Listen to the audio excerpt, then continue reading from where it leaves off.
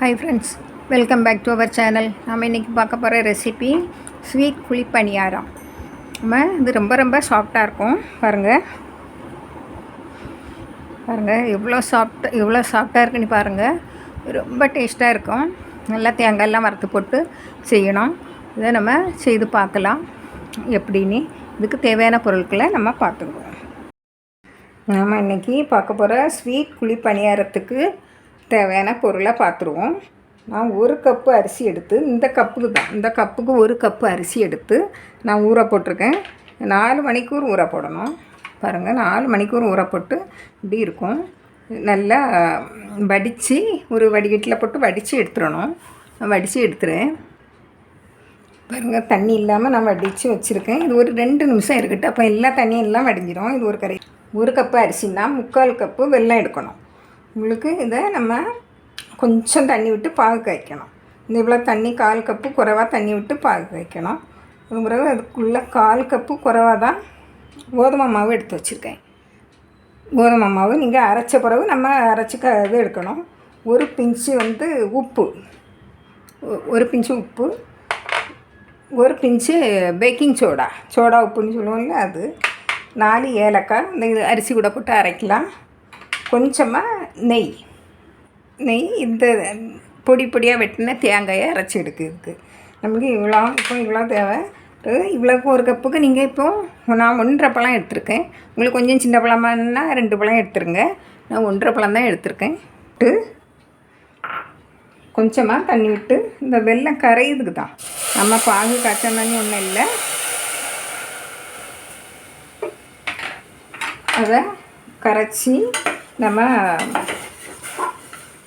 இந்த கல் மண் எல்லாம் இருக்கும், அதெல்லாம் எடுக்கிறது தான். பாருங்கள், நம்ம இந்த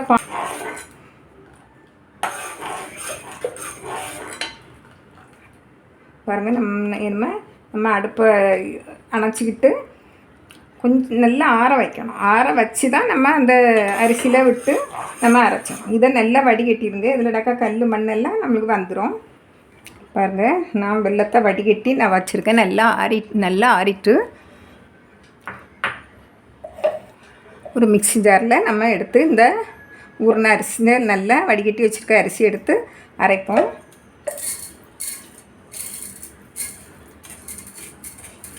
பாருங்கள், 2 சுற்றிட்டு வந்தாச்சு. இனிமேல் நம்ம இந்த பழம் போட்டு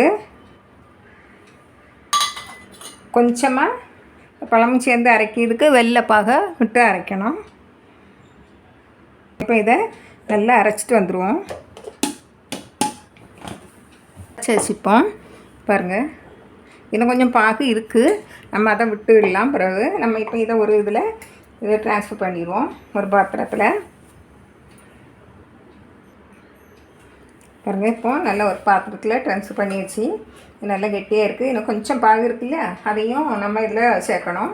பாருங்கள், இப்போ இந்த மாவு கோதுமை மாவு இல்லைன்னா நீங்கள் மைதா மாவும் சேர்த்துக்கலாம்.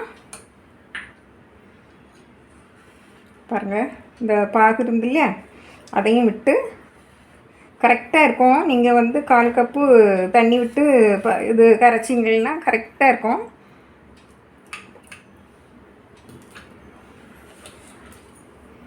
பாருங்கள், இதை நல்லா கலந்துக்கிடணும். இதில் 1 பிஞ்சு உப்பு நல்லா கலந்து ஒரு 2 மணிக்கூர் வச்சுருக்கேன். பாருங்கள், மூடி வச்சாச்சு. நான் இன்னும் ஒரு 2 மணிக்கூர் கழித்து உங்களுக்கு நம்ம 2 மணிக்கூர் ஆச்சு மாவு வச்சு. இனிமேல் இதில் இந்த நெய்யில் நம்ம கொஞ்சம் இந்த தேங்காயை வறுத்து எடுத்துருவோம். நெய் காய்ச்ச உடனே பாருங்கள், உங்களுக்கு எவ்வளவு தேங்காய் போடணுமோ உங்களுக்கு போட்டுவிடுங்க. முந்திரி பருப்பு போட்டுக்கலாம். பாருங்கள், நல்லா செவக்க வறுத்து எடுத்துருங்க. நல்ல மணம் வருது. தேங்காய் நெய்யில் வறுத்து போட்டால் அவங்களுக்கு ரொம்ப மணமாக இருக்கும். அதை கடிக்கிச்சிங்க, ரொம்ப நல்லாயிருக்கும் நம்ம சாப்பிட சமயம். பாருங்கள், இது நல்லா சிவந்த உடனே நம்ம அடுப்பு அணைச்சிட்டு ஆற வச்சிடணும். ஆற வச்சு தான் நம்ம மாவில் சேர்க்கணும். கொஞ்சம் ஆறட்டு பாருங்கள் எப்படி இருக்குது. இந்த பக்கம் சரியாக தான் இருக்குது. நம்ம இது கூட நல்லா ஆற வச்ச இதை போட்டு எடுத்துருவோம். சரி, தேங்காய் வறுத்தோம் இல்லையா, அதை போட்டுருவோம். போட்டு நல்லா கலக்கி விட்டுருங்க. எல்லாம் ஒன்று போல் வர்றது போல். நெய் வந்து சூடாட்டு விடாங்க. பாருங்கள், ஒரு பிஞ்சு சோடா போடணுன்னா போடுங்க, இல்லை உங்களுக்கு வேண்டான்னா விட்டுருங்க. நான் 2 மணிக்கூர் தானே வச்சுருக்கேன், அதனால் கொஞ்சமாக போட்டால் போதும். இந்த குழிப்பணியார கல்லில் நான் கொஞ்சம் எண்ணெய் விட்டு வச்சுருக்கேன். உங்களுக்கு நெய் விடணுன்னா விடுங்க. நான் எண்ணெய் தான் விட்டு வச்சுருக்கேன், தேங்காய் எண்ணெய் விட்டு வச்சுருக்கேன். நீங்களும் அதை போல் விட்டுடுங்க. கொஞ்சம் உடனே மேலே வந்துட்டோன்னா நம்ம விட்டுடலாம். ரொம்பவும் அடுப்பு கொஞ்சம் மீடியம் ஃப்ளேமில் இனிமேல் குறைச்சி வச்சுக்கிட்டு நம்ம எல்லாம் விடணும். ஒரு இதில் எடுத்து கொஞ்சம் கொஞ்சமாக விடுவோம்.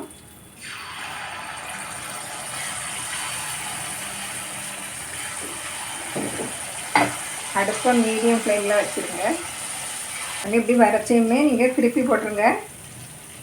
அப்படின்னா தான் 2 கறிக்கும் ஒன்று போல் வந்து வரும். பாருங்கள், எல்லாம் 2 நேரம் மாற்றி மாற்றி போடலாம். பாருங்கள், 2 பக்கமும் திருப்பி விட்டு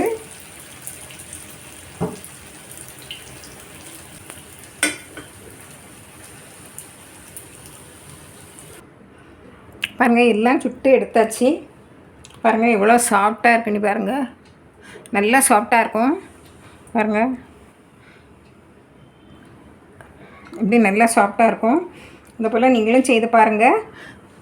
பிடிச்சிருந்தால் லைக் பண்ணுங்கள், ஷேர் பண்ணுங்கள், கமெண்ட்ஸ் பண்ணுங்கள், சப்ஸ்கிரைப் பண்ணுங்கள். தேங்க்யூ.